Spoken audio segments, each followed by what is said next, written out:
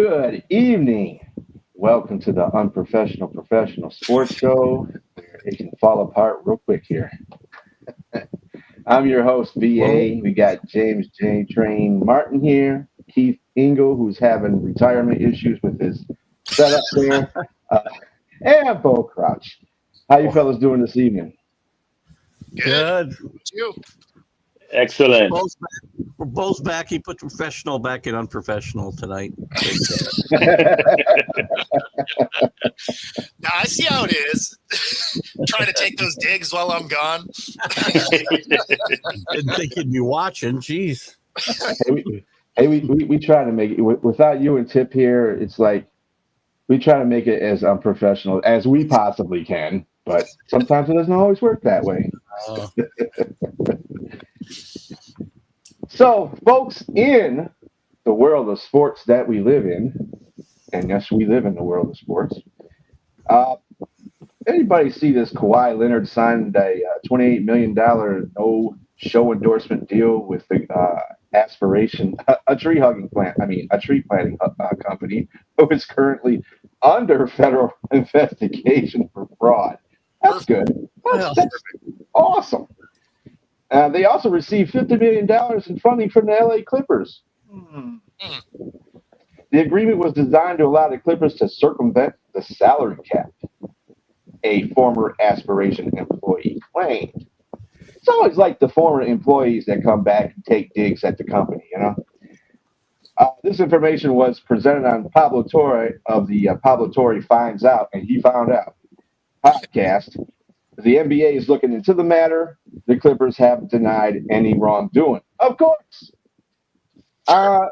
This is why we like to promote podcasts because we're the real truth behind things that happen. So we find out something. We're letting it know. We're letting it be Also, known. this is all allegedly. Please don't sue our show. Yeah. This is allegedly. Yes. please, I don't have any Quite so. Thank you very much, Bo, for that professional. Yes. Yeah, there we go. As a former, What do you guys think of it, though? I mean, on a serious note, professional. I mean, I don't know why we're acting like this hasn't happened before. Just because we're talking about it and somebody got caught, this has absolutely been a thing. Come on. So, I mean, and has it helped the Clippers do anything ever? No. So, you know what? Let them cheat all they want. It hasn't equated to wins. True. All right. So Yeah. I mean, I heard Stephen A. Smith speak on it, and right, Smith. I heard him speak on it, and I just think I kind of agree with him in his take on it in regards to he's not going to say that anyone specifically is guilty of anything because obviously this is alleged, like you said, but he wouldn't run it past Kawhi Leonard as no show because as a superstar, he seemed to have run the course of his career as being a no-show superstar because he's always injured, often injured, and he does the whole what is it Load management. load management. Yes. So I mean, and he just hasn't done anything to put the Clippers on the map. So I mean, I wouldn't doubt it. I mean, but again, this is alleged. We don't know for sure what's involved with this. But again, $28 million endorsement is a lot of money to not show up. hey, if it's also trying to satisfy his salary, yeah, that's not a good look. Keith, your mic is kind of messed up, man. I know. Can you hear me at all? Oh, we can hear you. Now, yeah, oh yeah, it's great now. All right. I think I found a problem. That's why I stepped away for a second. I hope I found a problem. Robert, he's probably still at the stadium. He had to work today. So. I think they shut my Wi-Fi down when I left work. I don't know what happened. Speaking of load management, just before we get into the wide world of football, just one other thing in baseball. Just talking about this before we were coming on the show. Astros, Valdez, and Salazar downplay a strange cross-up that happened against the Yankees. So I'm trying to find a video of it just to satisfy you, but see what we were seeing. But Salazar, Valdez is the pitcher, and Salazar got into a pickle. He had bases loaded, and Salazar told him, "Hey," he was about to throw a pitch, and he tried to wave him off, like, "Hey, I don't throw that. No, we're not doing that right now. Let's just take your time, get off the mound, woosah, and then come back on." And instead of doing that, Valdez decides to throw the pitch anyway, which was like, "Hey, hit me, I'm gone." Yep. Bam, grand slam, which the Yankees are already up 2-0. So the preceding next batter, Valdez decides, you know what? I'm pissed that you try to wave me off. So what I'm going to do is I'm going to throw it right at you. And he did, right into the catcher's chest. 93, 94, somewhere around the 90s, right there. And when Salazar got up, he had this look like, did this dude really hit me with a pitch? And the preceding look by Valdez is like, yeah, I hit you with the pitch. What are you going to do?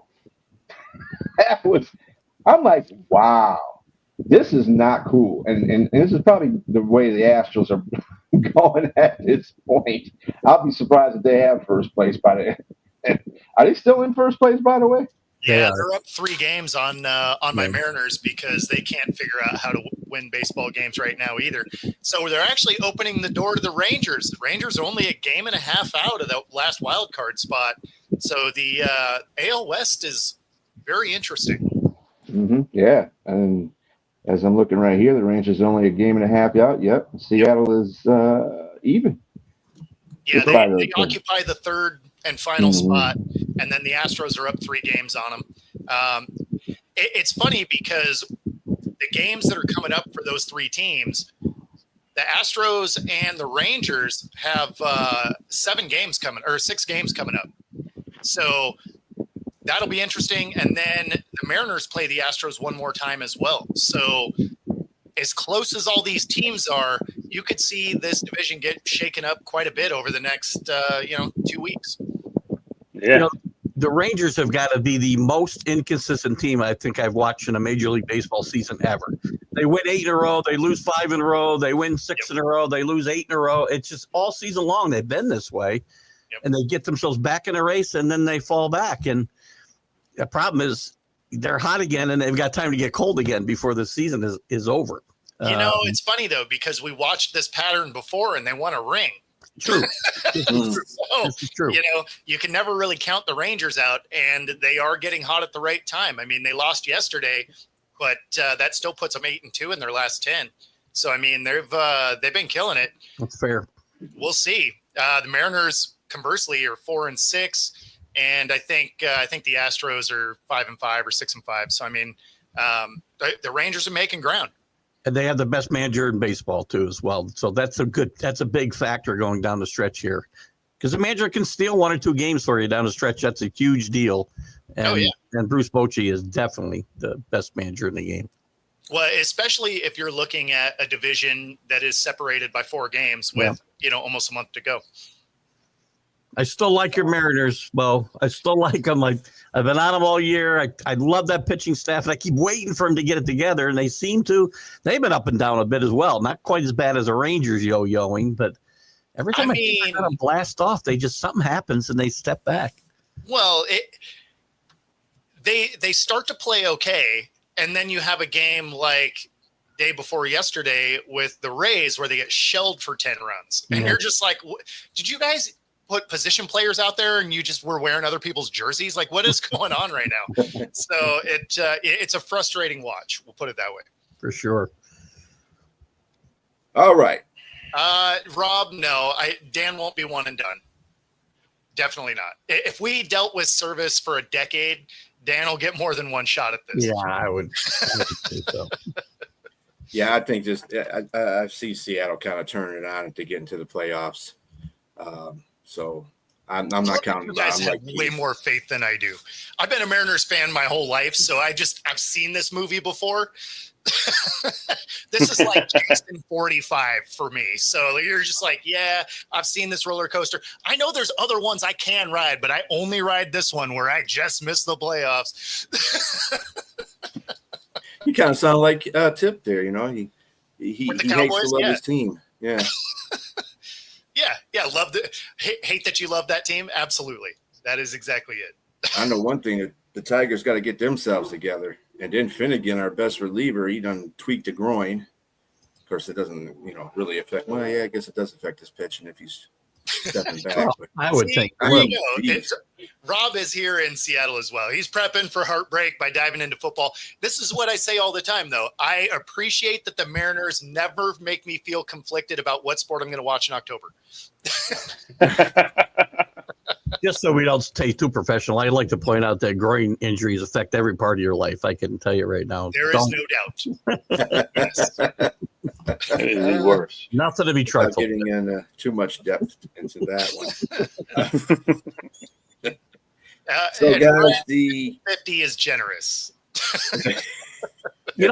Brian, on your Tigers, it kind of speaks to the dangers of getting out to such a big lead so early that you lose interest a little bit, I think, is what happened. Well, they had some injuries, obviously, as well. But you kind of lose interest, and then when it's time to turn it back on, it's hard to flip that switch. And I kind of feel like that's what's happened in Detroit a little bit. I don't know. They go through these spurts. It's like their pitching is like really good, and then they get into this spurt where nobody can throw a strike when they need to throw a strike. They usually end up in the seats. I'm not understanding. They put Paddock in a relief, which is good because he's terrible. That dude, I didn't realize we were still talking about the Mariners. Yeah. They're really good, and then they start putting them in the seats. yeah. But gentlemen, anyway, we're going to get back into our football here. College has already been a couple of weeks old. NFL starts tomorrow with Dallas and Philadelphia. And, of course, the college poll came out today with OSU at the top. Penn State, number 2. LSU, number 3. James, LSU, number 3. Number 4, Georgia. Number 5, Miami. Number 6, Oregon. Number 7, Texas. Number 8, Clemson. Number 9, Notre Dame. And number 10, South Carolina. What did you guys think about the poll? My big surprise is Florida State. I'm big win against Alabama. Again, it's and Brian, I know you've said this and we've all said it. It's a week of overreactions. So the polls kind of show that. I don't know what to make yet of Florida State and Alabama. Florida State jumping up to 14 from about the 40s, I think, is really impressive. And I don't know yet whether they're that good or not, or Alabama was just that bad. They were missing one of their top running backs, missing a couple offensive linemen. They didn't play well. Florida State dominated the line of scrimmage, but I also saw a team that tried to give that game away several times in the second half and into the fourth quarter, and Alabama just wasn't willing to take it. Yeah, so the thing with Alabama there, and if you're an Alabama fan, you got to be a little bit worried. And why I say that is your defense was out of position a lot. Yeah. In fact, on that first Florida State drive, that bomb was against supposed deep safeties, and your best safety is the guy they burned for it. Wildly out of position. You watch that play, they have 3 guys trailing, and then a play later they're in the end zone. So I've asked Michael to stop with the hair analogies, but yeah. I mean, I didn't even know $5 toupees existed at Dollar Tree. That's hilarious. well, look, Yeah. So like that's the thing I look at for Alabama is they better figure out their defense, because if their defense plays like what we saw, it's going to be a long season if you're a Bama fan. Yeah, for sure. On the flip side, if LSU's defense is what I saw this weekend, then LSU is a legitimate title contender, which I would not have said a week ago. But again, I don't want to overreact. But I think one of the real things that I saw this weekend was the defense on Clemson and LSU, both greatly improved, which both those teams need. I think that's one of the things that's not an overreaction. I think that's a real thing that we saw. And that's look at LSU's for real if Brian Kelly doesn't find a way to screw it up. Oh, sorry, I did that out loud. Sorry, Brian. I thought that was so the state of Alabama and their football team, I mean, it's kind of embarrassing when a quarterback who transfers to FSU says that, oh, well, you know what? You don't have Nick Saban anymore. Ta-da. And they went out there and proved it to him. So DeBoer is what is he, 6-4 against the ranked teams, and he's lost unranked teams. Yeah. It's 14-4, by the way. I don't know where we got this 6-4. We were here. It's 14-4, but still doesn't matter. Saban had 4 losses against 220 wins or something. So. I mean, I picked that off ESPN. You sure it's not 6-4 against unranked teams? That's since he's been at Alabama. It's 14-4 overall. Yeah. Yes, but the unranked at Alabama, yes. Yeah. That I was only comparing to Nick Saban at Alabama. I don't know if Nick Saban's 200 wins were all at Alabama either against unranked teams. I think that might be. No, he didn't have 200. It was like 140 something to 4 at Alabama. Depending on what article you were reading, right? They were referencing different numbers at their entire career or just Alabama. Look, either way, impressive number. It really doesn't matter. So. Right. Yeah. Impressive number. And Kalen DeBoer, this isn't. Look at it's hard. I've talked about this on every show I've done since. Kalen DeBoer is a really good coach. He didn't become a horrible coach overnight. This team will. I think this team will get better. They got to protect the quarterback better. He didn't play a horrible game, but I mean, he was under pressure 70 times or something. That game was. I'd never seen a quarterback for Alabama pressured like that. And. Again, I wouldn't overreact because I still think Alabama will have a decent year. And that guy didn't just transfer, by the way, Brian. He got benched at Boston College before he transferred to Florida State. So I'm not a big Castellanos fan. That's why I'm not sure about Florida State being a real deal just yet. Him and Gus Malzahn look like a good pairing right now, the new offensive coordinator. But I got to see more. And by the way, they're playing like everybody in the state of Florida. Yeah, and I thought they were underrated coming into the season, right? I mean, I didn't think their record last year was indicative of what we'd see this year from Florida State. Obviously they had a lot of injuries last year anyway, but the good thing, I guess, about the way college football is today is whatever happened last year, you're going to have a wildly different team this year. If you're willing to spend some money and hit the transfer portal, you could have a 2-win season and then turn around and be like, hey, you know what? We're going to spend some cash and now we're in the playoffs. So, I mean, I would expect Florida State to be serviceable. I don't think they're going to be a great team. I don't think what we saw against Alabama is like, oh yeah, they're just going to go beat up on people. But I do think that they will be that fringe level playoff team, right? Like they'll flirt with it throughout the year. Well, they're not getting 3 bids in the ACC, so either Clemson or Miami's got to fall by the wayside for Florida State to have a chance, and that might be a tall order. Although Miami's got to play. Miami played great the other night, but they've got Florida State, they've got Florida, they've got South Florida all on their schedule, so they've got to run the gauntlet in their own state to make that playoff rally. Yeah, I would agree with Bo in regards to spending money. Brian Kelly at LSU didn't do that the previous year, and we saw what their defense was like. Their defense is totally different. It is revamped. $18 million well spent on both sides of the ball. And, I mean, again, it's overreaction. It's the first game. But arguably, Clemson is probably the toughest game on LSU's schedule this season. Yeah. Oh, yeah. Look at the flip side of your coin, Bo, is they did the same thing last year, and they struck out everywhere they turned in the portal. They did. So, like Nick Saban said about Ohio State, $20 million is great as long as you spend it well. So exactly. It's funny. Because it is the overreaction, first week, the Arch Manning overreactions are amazing, right? It's watching people freaking out. They're like, oh, he's never going to be good. It's like, okay, let's calm down, people. It was his first real start as the starter, right? Against arguably one of the toughest teams in college football. He's playing against, a defense that probably has 3 or 4 guys going to the league next year. Another probably 2 or 3, maybe 4 that are going to go to the league the year after, right? And it's not like they got absolutely demolished, right? He throws for 50%, a touchdown, an interception, and they lose 14-7. It's not like they got blown up. I mean, if you remember, Joe Burrow was a 50% thrower his first year in college. Like, calm down, people. Do I think he was wildly overrated? Of course, because people are dialing in on his name. He was going to be. Do I think he's going to be fine? Absolutely. Yeah. I mean, again, I do have to counter that. This is something I've been saying the whole time.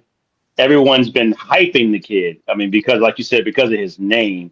Yep. And he had commercials like he'd been in the league for like for 4 or 5 years and top 3 in Heisman voting. So the thing is, yes, his name put him up there in the mix. And I think it's unfair to him, honestly, because he hadn't really, I knew better. I knew better. I mean, if you don't beat out Quentin Ewers and this kid's a 7th rounder, to me, that lets me know that, like, okay, there's some work to be done. Because if you're the creme de la creme, if you're the cream of the crop, you're going to beat out everybody. I don't care who you are. The coach is going to play the best person on the field. And that told me that he wasn't the best before that. And so I'm like, okay, so we just got to watch him play and watch. But the hype allowed him to, I mean, he was winning a Heisman. He's the first in the draft in 2026. Yeah. That's all I'm hearing. That's not reality. And I'm like, okay, I don't see that yet. Let's let the kid play first before we start anointing him the king. And I think I like his contriteness. I like him, saying that he took blame for what he didn't do, and we'll see him play. But I mean, take the hype down. That's the thing. And now everybody wants to flip the script and say he's not anything, and that's not necessarily true. That's the world we live in today. Immediate overreaction, one way or the other, good or bad. He will get better. Texas will get better. And in December, we're barely going to remember this game because he's going to be playing much better football, and Texas is going to be on their way to the playoff. Exactly. That's why I said, was he overhyped and overrated? Of course. Yeah. Right? But do I think he's going to be fine? Yeah. I mean, like, he can play, right? He didn't look great. Okay. Well, I'll tell you, again, as a guy who still backs him, and I think he will be among the Heisman contenders by the end of the year. I really believe that. He was awful Saturday. I'm not going to even say he was okay. He was awful Saturday. And again, it's one game, throw it away. I mean, everybody's going to have that game somewhere. And that's, again, a pretty good appointment. He didn't do it against Eastern Michigan. I mean, geez.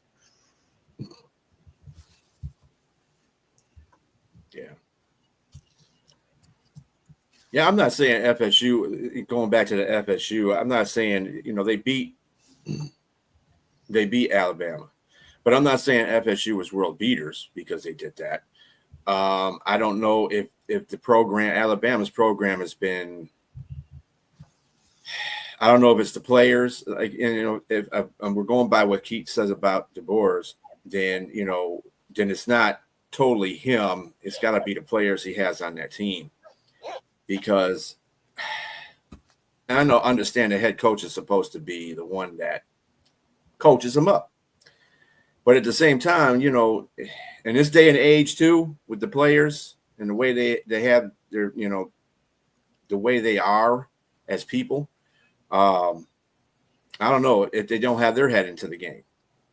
In a place like the SEC, it's going to be very hard for the Alabamas and the Georgias to have 4 deep at every position anymore, because the league is very deep and there's money being spent everywhere, not just, Probably, Well, you also have probably more elsewhere than at Alabama and Georgia. These guys are spending money in the NIL, and they go, "Why sit on the bench as the second guy or the third guy? Come here and play."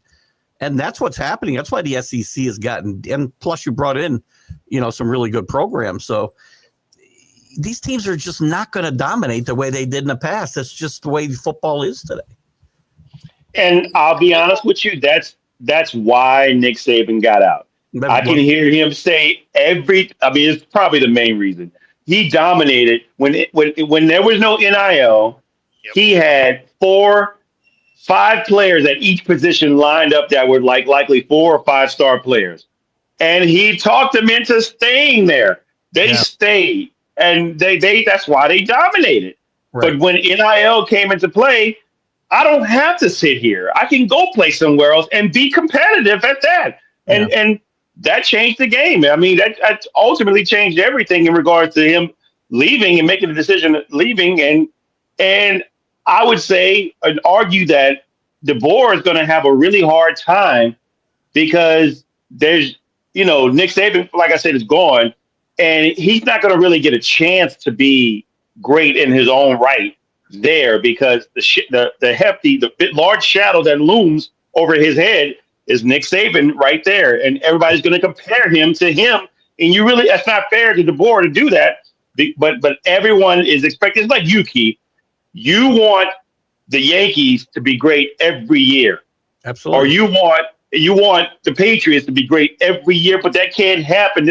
The greatness that you had is going to be you got to give who's the manager for the Yankees? You give him a hard time all the time. Aaron Boone. And yeah, I'm just saying you got to give these guys a little bit of a pass because again they're coming in taking over for some guy that was great before them. So I'm just thinking Jack anymore. You sound like Jack. Yeah, exactly. And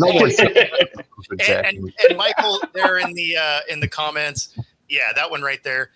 Yeah. So the thing is you can blame the play calling if you want, but the play calling didn't make him miss his receivers by 20 yards. I had nobody around him. Right. So, right. Off-target throws are off-target throws. He had decent protection times, and he wildly missed these guys.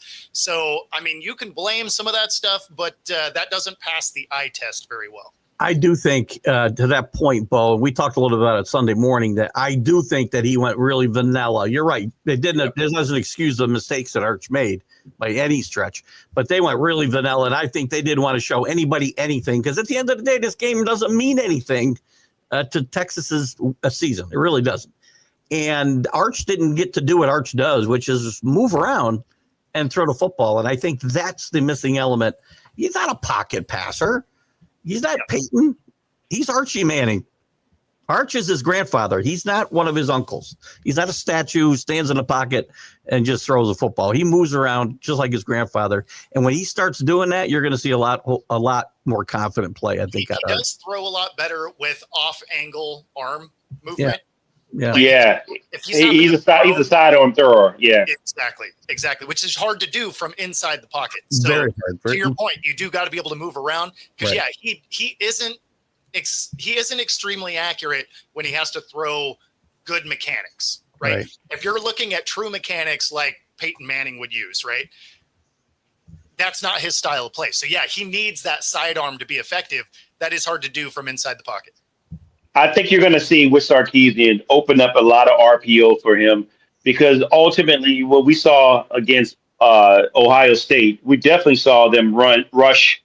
Ohio State gave up 166 yards rushing. Nobody's really talking about that. No. And so that's a lot on the ground. And I was surprised that they didn't if you had that much success, why not continue to do that, to rush on them? Albeit I think they averaged 3.8 or something per carry.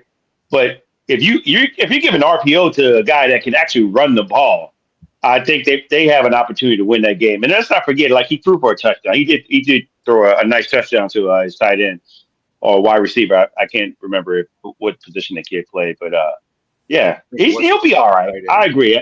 He's a tight end. He'll be all right. It's just they need to open up a little more, and then they're gonna play a lot more softer teams.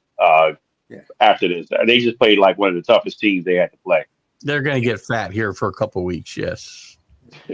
I push back on this little comment right here with AC.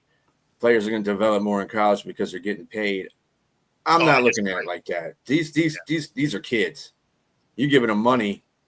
It's already what do you do for me lately kind of, generation. So, I mean, when you don't get paid, you get hungry because you want to get paid in a higher level in the NFL. You're not working as hard. You're not working as hard if you're getting paid already. Why do you need to do that if you're getting paid? So, yeah, in fact, a great example of that is what Kirby Smart a week and a half ago said, that players today actually get offended when you try and coach them up. They'll raise their hands and be like, oh, and so, I mean, and he coaches for a pretty big program. Right. Exhibit B, why Nick Saban is no longer on the sideline. That's another factor. And let me say, that goes beyond football. That's just in the workforce, period. No, that's a great point, James. Yep. Well, the other thing that you got to keep in mind is there's going to be less focus on developing these kids also, because one, they're just going to transfer out if they're not getting their play time anyway. And two, college is looking a lot more like the pros. So these coaches are going to have less interest in developing guys and just using the guys that are ready to go, because you're going to see guys get fired like it's the pros, because they're starting to get that kind of contract where it's, 10+ million a year. If you're not in the championship or at least making the playoffs, you're probably out of there. Yeah, Caleb DeBoer is a great example. If he doesn't make the playoff this year, he will be in the bullseye, if you will. Paul Feinbaum said that. He's a big Alabama proponent. So he said that he said they don't have oil money there in Alabama, so $70 million would be definitely be tough to get rid of. But I think they might find some people who will be willing to pay that money and get him out of there if he doesn't win. They've brought in a lot of coaches and paid them a lot of money. They find money when they need it. For sure. They do find.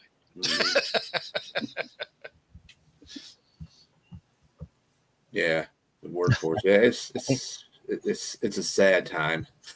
It's a sad time. Believe me. So Keith, Mr. Bill Belichick and his Tar Heels got upended by the TCU Horned Frogs, and I mean upended. Yeah. By them. It was not a very good coaching start for him. This was ugly. I mean, they got out to a 7-0 start, so they got outscored 48-7 the rest of the day. And the thing that shocked me the most, and maybe it's just me looking too hard at things or seeing things that aren't there, I thought this team quit on him in the second half. That's the thing that shocked me most about this whole game. Not that they got beat bad, because TCU, I think TCU's good. I don't know, because Carolina was really bad. But they're fast, and I think TCU's got a pretty good football team. But I thought Carolina quit on Belichick and that coaching staff in the second half. Maybe it's just me, but they want to be anywhere but where they were. And this is not a great debut. And there was some great memes actually on Monday morning. Think it was going to be good though? Did you really think it's a basketball school? I thought this was going to go bad. Plus, he's so rigid that it just doesn't translate well to college, because the kids, again, get offended if you want to coach them. So, like, somebody that's super rigid, and then you're going to a basketball school, so it's not like you're recruiting the best talent out there. I didn't see this. People were going into this like, oh, it's going to be a national championship team. I'm like, what school did you think he started coaching for? Like, he could do something there, but he brought in 70 new guys. The only team he brought in more or near that was Purdue and West Virginia. Guess what they have in common? They stink, and so Carolina going to stink. They're not going to be any good. No, I didn't. But he's not good. He's not helping himself by bringing his girlfriend to the games. I mean, and being on the sideline there's some distractions there as well. I would say The Hulu series, if it happens, the Hulu series is going to be must watch because by that time it's going to be a real train wreck. By the time this series starts, I'm here for it. Time to steal signals, Bill. That wouldn't have mattered. They could have been telling him the plays. It wouldn't have mattered because you need dudes that can execute. Yeah, still Stuart Mandel's is a writer for The Athletic, and he's got a question. Ask Stu whatever on Wednesdays every week, and one of them was, does Tom Brady have any college eligibility left? Sign Bill B. That's a rule I'm surprised hasn't found a way to go away yet, is the amateurism rule, because it shouldn't apply anymore. The hell's that? These kids are getting paid. So, I mean, why not? Why not have somebody that maybe has some eligibility? I wouldn't hate that, especially like maybe you don't let them come back from the NFL, right? But what if you had, some of these kids that get to do an overnighter in the UFL or any one of these other pro leagues where they might be able to develop a little bit more in their off season? Like I wouldn't hate seeing that and still allow them to play college. Bo, you've been watching Necessary Roughness? I can't. Oh my God! As the quarterback walks closer, tell me he's getting younger. I mean, I think it'd be funny to watch that.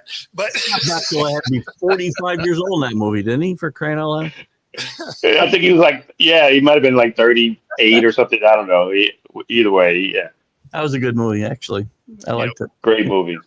I would not, as a college fan, I hate everything that's going on around the game except the games themselves. Sure. And to me, if we continue taking steps towards that direction you're talking about, well, all I got is Sunday on Saturday, and then I don't care anymore. I really don't. Why would I care? Already do though. Not yet, because it's still different. The atmosphere, game day is still different, even with all the crap going around. Because the energy and the atmosphere is different. I guarantee it'll change. I know it will. Oh yeah, it's going to change because one of those athletes are going to make it change. Yeah, it's going to shock the world, and then everybody's been coming down off their college portal that they've been on, for the longest time, and they're like, oh, so this is actually what the game is about. Yeah, yes, sir. I love this game still, and again, I see the atmosphere on game day still keeps me coming back. Despite all the other crap that I hate. But that has nothing to do with the team. That has to do with the crowd. I understand that, right? So, I mean, whether you have some of those, guys that maybe they bounce over. My point is that will change because it just becomes like the NFL. The NFL's fine. It's a great league, and the crowds are fine. You find no energy level on any NFL stadium the way you do in college football. I dare you to show one place, even close. But that will change if this continues down that professional path. I mean, you're right. Amateurism is dead. We already know that. But once the fans figure it out, that's when we have a problem. And that's the part that I'm concerned about. Because when I don't feel that anymore, well, I don't have any reason to watch on Saturdays. I really don't. The NCAA needs a collective bargaining agreement. They need some regulations with the transfer portal. They need to make sure things are not just everywhere. They need every which way but loose. Well, if they're going to do that, they better have the NFL come down and do it, because if the NCAA does it, they're just going to shit the bed. So, they will find every possible way to mess that up. For sure. Yeah. So let's go ahead and close this chapter. By the way, any big games you guys are looking forward to this weekend? I say one real quick thing before you go on to the skip out this week. I see the comment about Corso, and listen, it was a great send off for Lee Corso, and I'm amazed. He was 6 for 6 in his picks. Every single school he was affiliated with in his career, played for, coached for, all won on Saturday. Yeah, it was like. Somebody's ultimate retirement send-off right there. Let's not forget, Keith. Let's not forget his ultimate prediction. Pick LSU. I did kind of like. Just gotta throw that in there, huh? I did kind of like that. No one else is going to wear the heads. Me too. Yeah, I like that they're retiring that with him. Like, that's cool. And kudos to Fox, too, for showing the last they moved into the stadium. And by the way, if there was any ever doubt he was going to take the Buckeye, once they went inside the stadium, you knew he wasn't going to go with the horns because he got booed off out of the stadium. So, but kudos to Fox for showing that last pick. I thought it was kind of classy for them to do that, and so good for them. So, what games are you guys looking forward to this weekend? Boy, I'll tell you, as good as week 1 was, week 2 is a little shaky. There's a couple of good games I like. Iowa State, I think, will be an interesting game. Iowa's going to have a better because we're not setting the bar very high, but they'll have a better offense, and Iowa State's off to a great start. South Florida, I think, might be an interesting game. South Florida off a big win over Boise State last week. Michigan, Oklahoma, I'm interested in. There's 2 teams I don't know what I'm looking at yet, so that I've got some interest there. And I don't know. Other than that, I mean, it's kind of a weak. Oh, Illinois and Duke, I think, might be an interesting game as well. Illinois is really good. Big Ten's loaded. So that's really kind of it. It's kind of a downer after the excitement of week 1, but still some good games out there. Yeah, it's a lot of cupcake games. So I mean, you're kind of looking at how big can the score be, like Clemson versus Troy, right? Is that going to be like 68-10? Like that's kind of how these. That's a revenge. Yes. That's definitely a revenge game there. Yeah. So I mean, like when you're going through, Michigan, Oklahoma is probably the best game of the weekend. I think Iowa. I think I'm going to like Iowa in this game. I don't know yet, but I think I'm going to like Iowa. So that one will be interesting because any rivalry game is good, right? Yeah. Like those are all any time it's a state game, it can be interesting. Yep. But you're missing out. You're missing out with the Miami and Bethune-Cookman game, man. That's going to be like a blast there. Listen, I've seen Miami lose these games after winning a big game before. They lost they lost to like Mississippi Valley State in week 2 a few years back. Jeez. Not this team. Yeah. A good football team. Yeah, because I mean, you know that LSU and LA Tech, that's going to be a good game, right? Yeah. Like, LSU has had a couple of issues with Louisiana Tech a couple of times, man. I mean, they beat them, but I mean, it'd just be the worst game if the LSU just if they don't blow this team out. I think it'd be bad. Yes. I mean, it should be a blowout. Like they should come in and crush them. There's a couple of games that are big for the group of 5 schools that are looking for a playoff bid. I mentioned South Florida playing Florida already. James Madison's going to Louisville. James Madison's got a good football team. That's going to be interesting if they can, push Louisville and even maybe upset them. So there's a couple of games that are interesting from the group of 5 perspective because all these. Well, first of all, you got to go win your conference, right? And then these games where they get a little bit of stage, they need to play well. And I think South Florida might have a chance at pulling an upset at Florida too. Well, that'd be fun. Hey, let's not forget, Bill Belichick's team is going to Charlotte, and they're a 14-point favorite. He might lose to Charlotte if they play like they played the other night.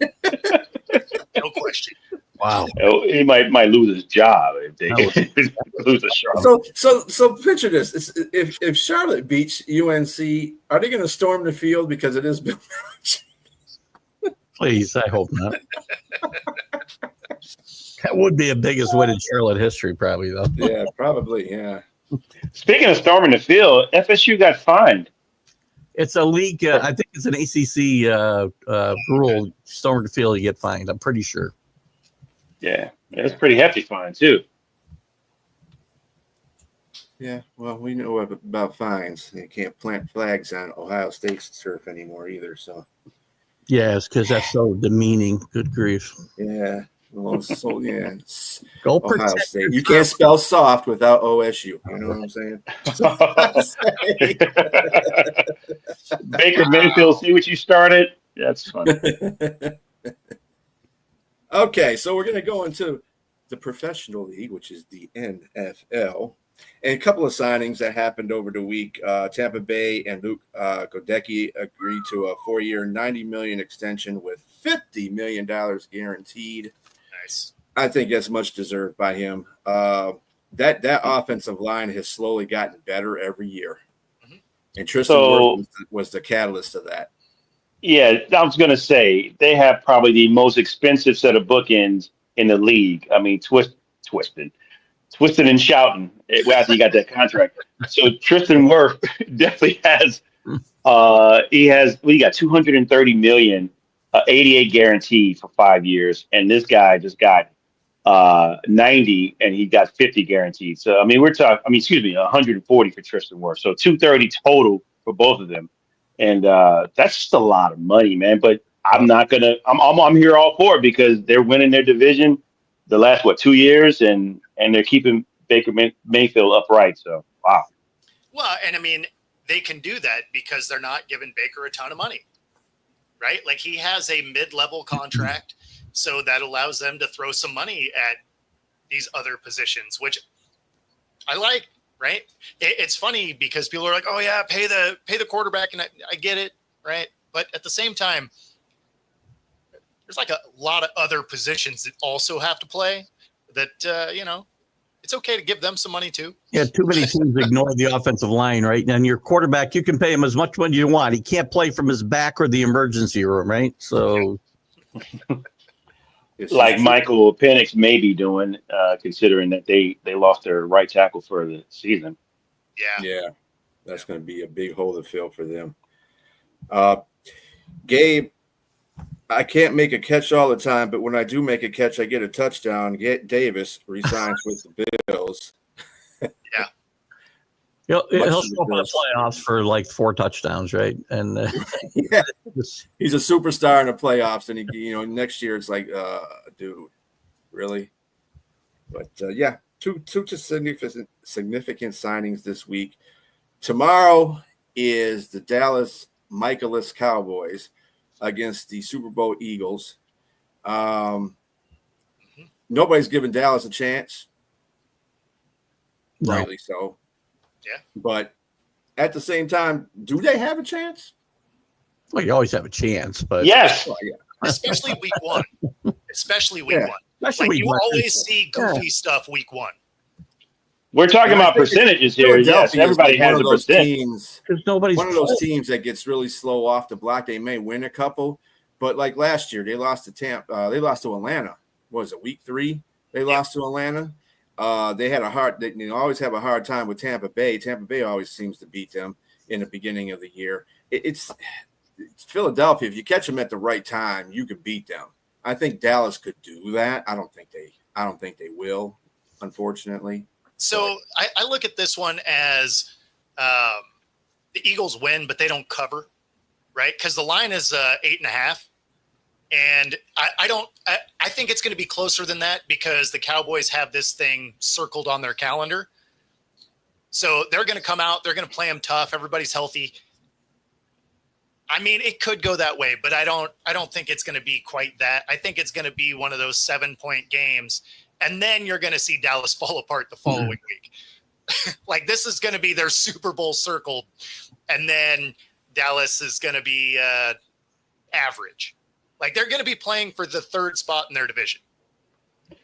So Dallas is not going to upset. They are going to be upset at their loss. They're not going to win that game at all. They're going to be upset with Jerry Jones. They're going to be upset. I like Kenny Clark, but Kenny Clark's probably going to help with the run defense. But he's 29 years old. I don't know when the last time he's a Pro Bowler. He's had 3 Pro Bowls under his belt. You just gave away Micah Parsons, man. That's still got to go. I don't care if people are saying that players didn't like him, they didn't want him. He still produced 12 to 13 sacks every year he's been in the league there. That's nothing to sneeze at. Yep. And you weren't winning, but you still had an opportunity and a chance with the player on your best players on the field, and you just said, you know what, you go to the team that just kicked our behinds in the playoffs and have fun with them and come beat us again. when we next meet again. So I just think that they got problems. They paid Duran. What's the kid's name? The cornerback. Oh, the Duran Bland. Look, Duran Bland. Yeah, he had 5 picks, sixes in one season, and hasn't done much since. So he's. What I tell you the other day, James, you know why Deion Sanders never had that many? Because they don't throw at good cornerbacks. Right. Exactly. Right. So Pickens will probably crash out. Yes, exactly. Yeah. There's a reason that you don't let good players go. Like Pickens was decent, but I mean, he was more of a problem than he was a good player. So yeah, but then welcome to Dallas, who does the same thing. So right, exactly. I mean, let me play devil's advocate for a second for Dallas. I mean, last year, were they a very good team with Micah? No, but I mean they had injuries that didn't help. Yeah, the injuries derailed them. Including him, because he wasn't playing for a couple of games. But let's go back before last season. If he was playing, would change anything really?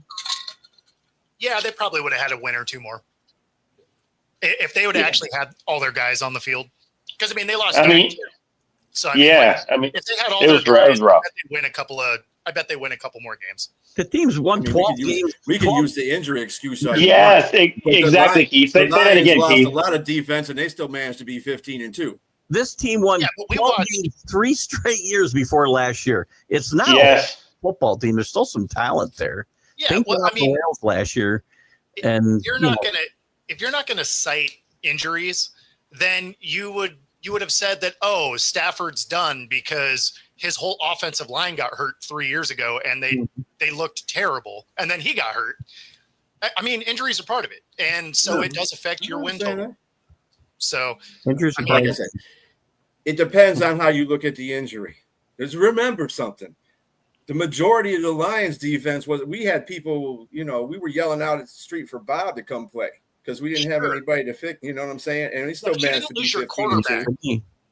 Nor did you lose your 2 running backs, your wide receivers, your tight ends. That offense was phenomenal for Detroit.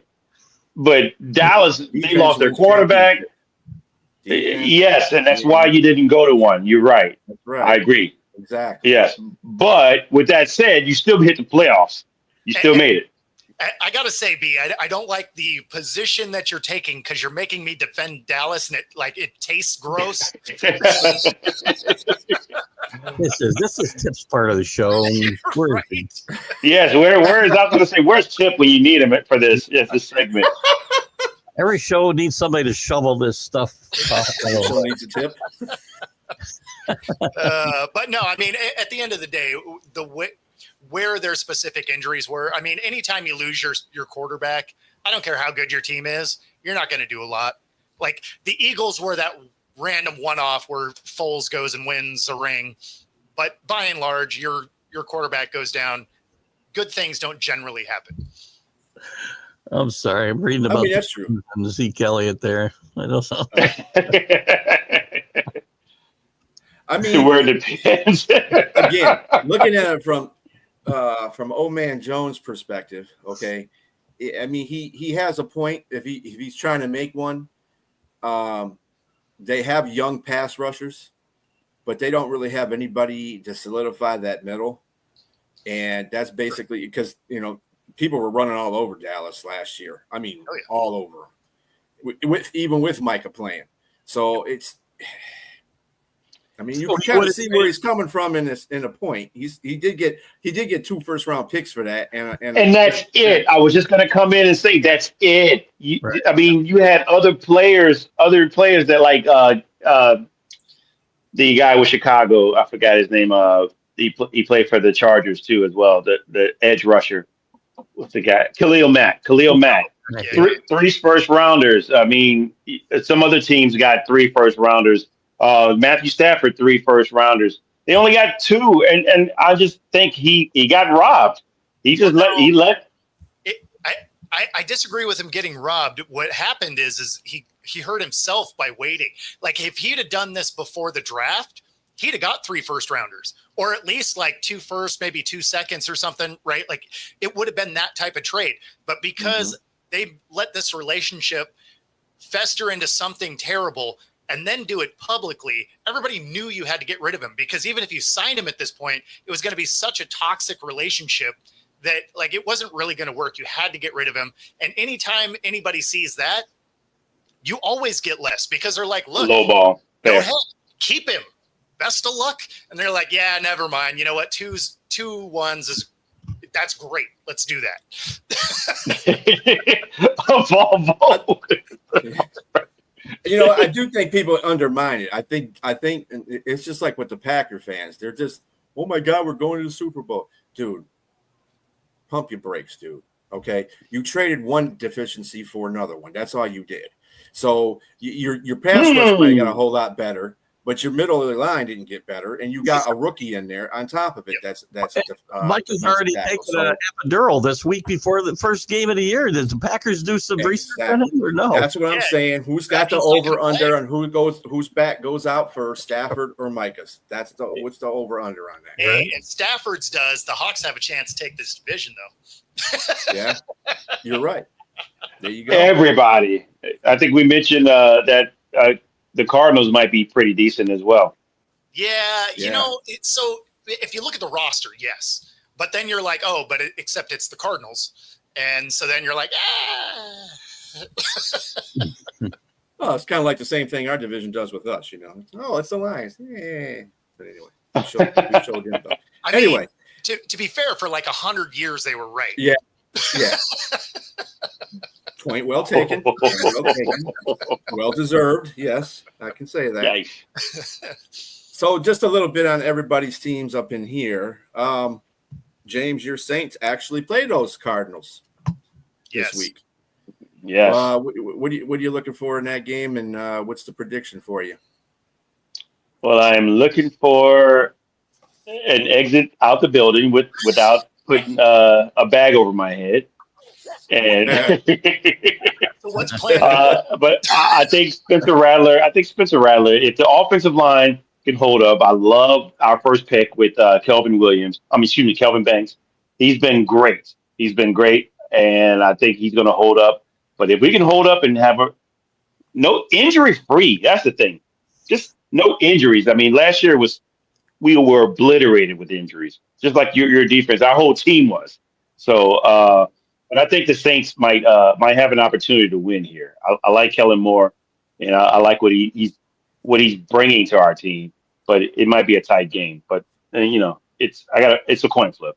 I'm not sure, because I think that team's going to be good. I think the Cardinals are much better than they were last year. I have the Cardinals in as my week 1 survivor pick. Okay, I can see it. Yep. Yeah. It's a tough but week. Again, yeah. Well, when you look at the week's lineups, getting a survivor out of week 1 is brutal. It is brutal. I like the Broncos. Like you're either taking the Cards or the Broncos. There's the only two that you're like, I feel like both those have a chance. Yeah. Yeah. Agreed. Speaking of your division there, Bo, how you think your Seattle Seahawks will fare against the 49ers? Man, that's going to be an awesome matchup week 1. I'm here for it. Like, that's going to be fantastic. I do think we get the win there, but we just have a more complete roster at the moment. I agree because of how young some of the pieces are, because of guys they had to get rid of. So I think the Niners will probably be a little bit better than some people are thinking. I still think this division shakes out, provided, Stafford survives, is, Rams, Seahawks, Niners, Cards is kind of how I see this division ending. So we'll pull it out as a great way to end our segment on this unprofessional show. Right. and keep, sorry we didn't get to your New England Patriots, but I'm sure they're playing the Raiders. That'll be an interesting game. We'll talk about it. That'll be good. Yeah. So everybody, you have a very good rest of your evening. For Keith, James, Bo, and myself, good night.